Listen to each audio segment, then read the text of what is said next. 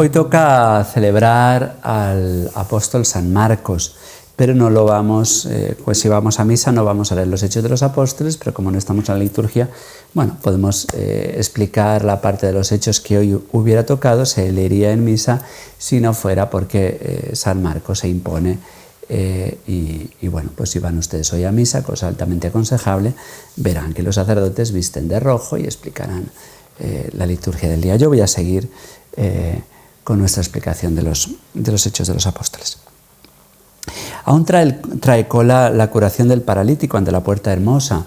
Es un milagro de los muchísimos que se han ido realizando en la Iglesia, pero es como uno prototípico, es el primer milagro que realiza el Señor a través de los apóstoles, y entonces Lucas se detiene especialmente en toda la cola que trae este milagro. Si se dan cuenta, el miércoles leímos el milagro y hemos leído las consecuencias que tiene el jueves, el viernes, el sábado, y hoy lunes, ya digo, si no cayese en San Marcos. Y es que los apóstoles van a ser introducidos en la cárcel y van a pasar la noche allí, y vamos a ver la oración de la Iglesia pidiendo la valentía en la adversidad. Ni siquiera piden la liberación, ni siquiera piden la ausencia de persecución, van a pedir valentía, parresía, seguridad, la alegría en medio de la persecución y la fidelidad, la perseverancia. Tras el discurso hemos dicho que hay una noche de cárcel y una advertencia: no vuelvan a hablar de este hombre, y son liberados. Y entonces nos podemos preguntar, ¿se acobardan los discípulos? No se acobardan, ni ellos ni la comunidad. Nos recuerdan a este pueblo, estas comunidades cristianas nos recuerdan a este pueblo valiente que se resiste a ser sometido a las leyes. Me recuerdan a mí a los cristeros valientes que se negaron a imponerse las leyes absolutistas, dictatoriales del masón Calles en México. O me recuerda a este pueblo que se levantó contra la Revolución Francesa, los vandeanos, y poco después todo un pueblo español que no se levantó contra los franceses por ser franceses, sino por ser blasfemos, por ser enemigos de la Iglesia, que con estas ideas de la Revolución Francesa, alimentada y mantenida por Napoleón, pues invadieron las tierras hispanas, y estos, ante la cobardía de sus reyes, de los Borbones, y ante la cobardía de sus autoridades ilustradas, pues supieron defender la fe. O todo ese pueblo que ante la quema de los conventos en los años 30, hartos del martirio de las cosas y de las personas, tantos templos quemados y tantos sacerdotes asesinados, perseguidos, pues no aguantó más y se sacudió el yugo y se rebeló. Podríamos decir a alguien, no, pero este pueblo de los Hechos de los Apóstoles no se levanta. Bueno, estos pueblos no se levantaron hasta que ya no pudieron más, y como eran una mayoría silenciosa, pues podían levantarse.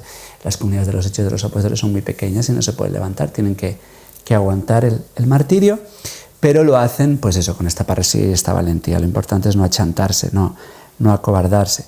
Tienen la fuerza del Espíritu Santo y tienen la certeza de que hay que obedecer a Dios antes que a los hombres. Y vemos ahora la reincidencia de Pedro y Juan. Con la certeza de que hay que obedecer a Dios antes que a los hombres, pues vuelven a la comunidad y nadie les pide que se callen, que sean más prudentes, entre comillas. Ojo que la prudencia es una virtud, y a veces llamamos prudencia a la cobardía, y eso no es virtud, es miedo, es cobardía. Puestos, por lo tanto, en libertad, Pedro y Juan volvieron al grupo de los suyos, donde encuentran esa afinidad, esa concordia. Qué importante es reunirnos en comunidades de valientes, que nos sostengamos unos a otros, porque la tentación de hacer autocensura, de callarnos, existe.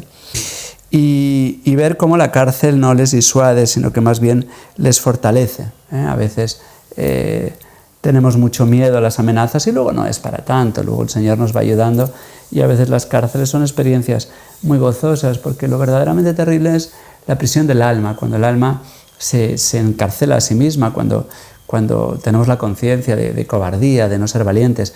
Pero cuando no nos sometemos a las autoridades de este mundo, aunque nos puedan hacer daño, se sufre, por supuesto, sobre todo cuando vemos sufrir a los nuestros, a nuestros hijos. Eso lo han aprendido los enemigos de la Iglesia. En Cuba, por ejemplo, a veces a los sacerdotes valientes, para callarlos, no atentan contra ellos, sino que atentan contra sus feligreses, y claro, eso te lo hace pensar más. pero es cierto que el miedo a veces nos hace sufrir por imaginaciones y ya digo que luego no es para tanto. Muchos de nuestros sufrimientos son inútiles porque sufrimos por cosas que podrían pasar y no han pasado, y muchas veces el Señor lo evita. Yo me doy cuenta hace un año cuando salimos a aquel Vía Crucis, que legalmente estaba prohibido, pero que era muy importante hacerlo porque las autoridades nos lo negaron, pero no negaron a estos que marcharon a hacer un golpe de Estado acá en el Perú, y nos cansamos y hicimos un Vía Crucis. Bueno, pues sí, estuvieron a punto de encarcelarme, pero lo importante es no tener miedo, porque si el Señor no quiere, y de hecho lo evitó y tuvo miedo a aquel coronel, porque todo el pueblo se le echaría encima. Bueno, a veces nos encarcelan, a veces no, pero lo importante no es eso, lo importante es que uno pueda mirarse al espejo, uno pueda mirarse ante sus hijos, uno pueda mirarse ante los demás y decir, no he negado a Jesucristo, porque es verdad eso que dice, si alguno se pone de mi parte ante los hombres, yo también me pondré de su parte ante mi Padre del cielo.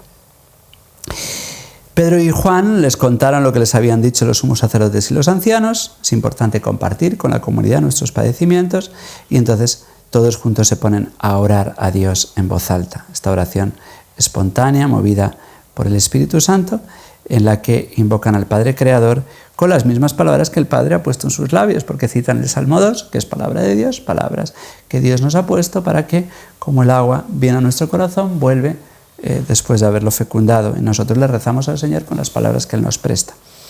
Y dice el Salmo 2, Señor, tú hiciste el cielo, la tierra, el mar y todo lo que contienen. Tú inspiraste a tu siervo, nuestro padre David, para que dijera, y aquí citan el Salmo 2. ¿Por qué se amotinan las naciones y los pueblos planean un fracaso? Se alían los reyes de la tierra, los príncipes conspiran contra el Señor y contra su Mesías. Los reyes y señores se alían con la parte cobarde del pueblo. Es la rebelión y el complot del mundo contra Dios y contra su ungido. En esta ciudad se aliaron, esto que en el Salmo 2, 1000 años antes, se había profetizado y que ha ocurrido siempre a lo largo de la historia, la persecución de los justos, ellos lo aplican a la situación de su tiempo. Sí, lo primero, nosotros lo tenemos que adaptar a la situación de nuestro tiempo, siglo XXI. En esta ciudad, ¿quiénes son los que se aliaron? ¿Quiénes son los reyes y los príncipes que se aliaron contra el ungido, contra el Señor y Mesías? Se aliaron Herodes y Poncio Pilato, enemigos en sí, con los gentiles y el pueblo de Israel, gentiles y pueblo. Ya ven que muchas veces contra la Iglesia se unen personas que están llamadas a estar enfrentadas entre sí, pero el enemigo común, en este caso Jesús, su ungido, el ungido del Padre, Jesucristo, y la Iglesia. Romanos y judíos, naciones distintas, Herodes y Pilatos, se alían contra el Mesías y contra su Iglesia. Y sin saberlo, y esto es muy importante pensarlo, realizan el plan de Dios. Ni un solo cabello caerá de nuestras cabezas sin que el Padre Celestial lo sepa, cuanto más cuando somos perseguidos o cuando somos tratados injustamente por nuestra fe. Y le dice, mira cómo nos amenazan, apiádate, pero no piden, ya digo, el fin de la persecución, sino valentía. Da a tus siervos la parresía, el poderlo decir todo, eso significa parresía, decirlo todo, para anunciar tu palabra. Y mientras tanto, mientras nosotros somos valientes, sabemos que el Señor hace su parte, que es toda. Mientras tu brazo realiza curaciones, signos y prodigios por el nombre de tu santo siervo Jesús. Mayores milagros veríamos. Yo he escuchado el testimonio de una monja extraordinaria argentina que ha estado en Siria con estas persecuciones de los talibanes, y nos hablaba de auténticos milagros. Nos hablaba de un hombre de muchísima oración, de un joven que era un enclenque, que no era un hombre atlético para nada, y que no sabe cómo un día los musulmanes le habían, estoy hablando de algo que ha ocurrido hace menos de 10 años, le habían amarrado con sogas en una silla, y él no sabe cómo esas sogas se soltaron como si fueran de lana, y entonces vio una ventana y se botó. Y se quedó asombrado cuando cayó y no se rompió ni un hueso, ver la altura, no me acuerdo de qué piso se había botado, ver cómo el Señor realmente protege y sigue haciendo sus prodigios. Lo cual no quiere decir que siempre nos vaya a proteger en el sentido de que no vayamos a morir. El Señor nos ha predicho que podemos ser asesinados y de hecho vemos muchos mártires. Pero ahí están los prodigios de la paz y la alegría con la que mueren mártires, a veces niños, cantando «Viva Cristo Rey».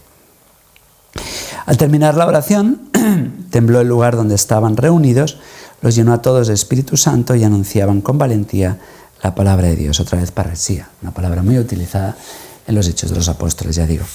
El Espíritu Santo sigue provocando nuevos Pentecostés. Bien, pues vamos a seguir con esta certeza de la victoria de Cristo Rey en fidelidad, en oración, en comunidad, al menos en familia y si se puede, pues en comunidades eclesiales. Hemos de juntarnos aquellos que somos afines en nuestra fe para fortalecernos en eclesía, eso significa iglesia, la convocada, la llamada por Dios para ver los prodigios y seguir proclamando la victoria de Cristo.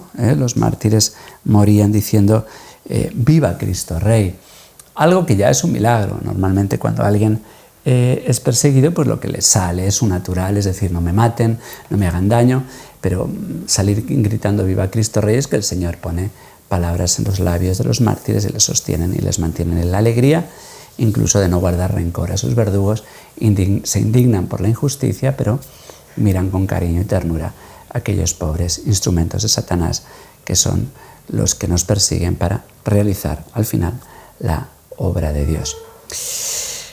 Que la bendición de Dios Todopoderoso, Padre, Hijo y Espíritu Santo descienda sobre ustedes y les acompañe siempre. Hasta mañana si Dios quiere.